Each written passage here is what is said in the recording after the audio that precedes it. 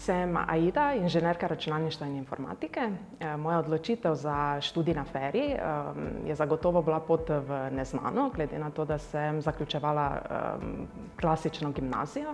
Vendar sem se zavedala, da s sodobnimi tehnologijami in inženirskim poklicem lahko vplivam oziroma pomagam ljudem in rešujem izzive sodobne družbe. Aida, kaj izbereš, resnico ali izziv? Pa dajva resnico. Si članica iniciative Dame za informatiko, v kateri ste se inženirke združile, da dokažete, da ste uspešni v poklicu informatičarke in kot vaši moški kolegi igrate tudi nogomet. Tako je, čista resnica. Res je, kolegice smo se povezale, smo se nekako dogovorile, da ker nas je dosti inženirk računalništva in informatike in tisti, ki delujemo na Inštitutu za informatiko, smo se nekako dogovorile, da se povežemo v to iniciativo in da mladim dekletom, v bistvu nekako širši javnosti, skozi to iniciativo predstavimo, s čim se ukvarjamo, da imamo nekako široko paleto različnih področji. Potem pa smo nekako dobile tudi izziv kolegov, ki so že vrsto let igrali nogomet, in ker je tudi nas žensk na inštitutu bilo vedno več, smo se dogovorile, da bi se pridružile in začele igrati nogomet.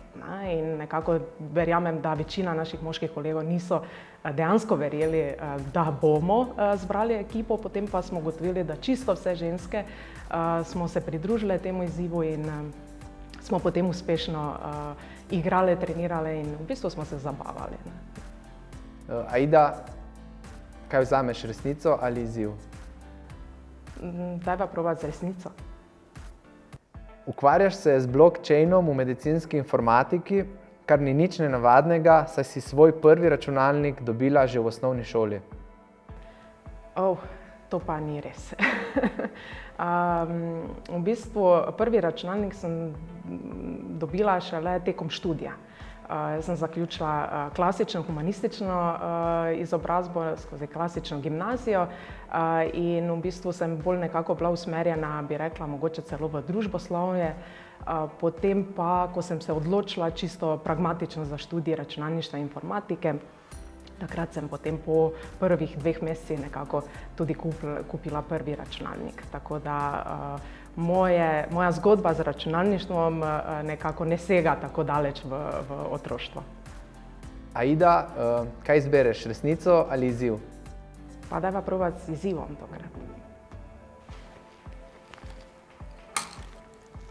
Ni se dobro začelo. Bomo spet. V redu je, v redu. Sem prevrgla. Izziv, ki smo te ga postavili, je, kako bi s pripravljenimi rekviziti ponazorila in pojasnila blockchain tehnologijo. Sploh nisem šla v to. Okej.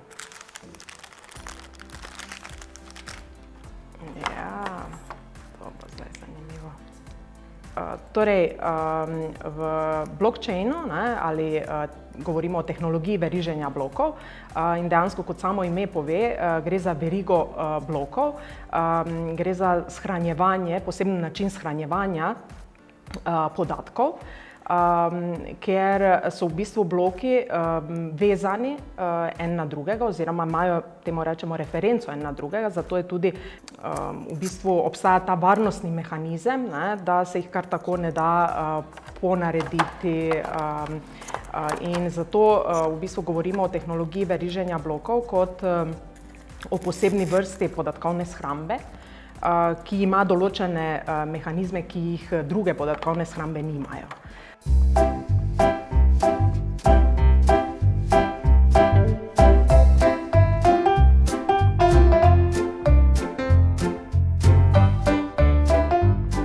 Tukaj govorimo o govorimo o tako imenovanem tem peer-to-peer pristopu, ne, ker je omrežje vsak s vsakim, ne, in nimamo neke centralne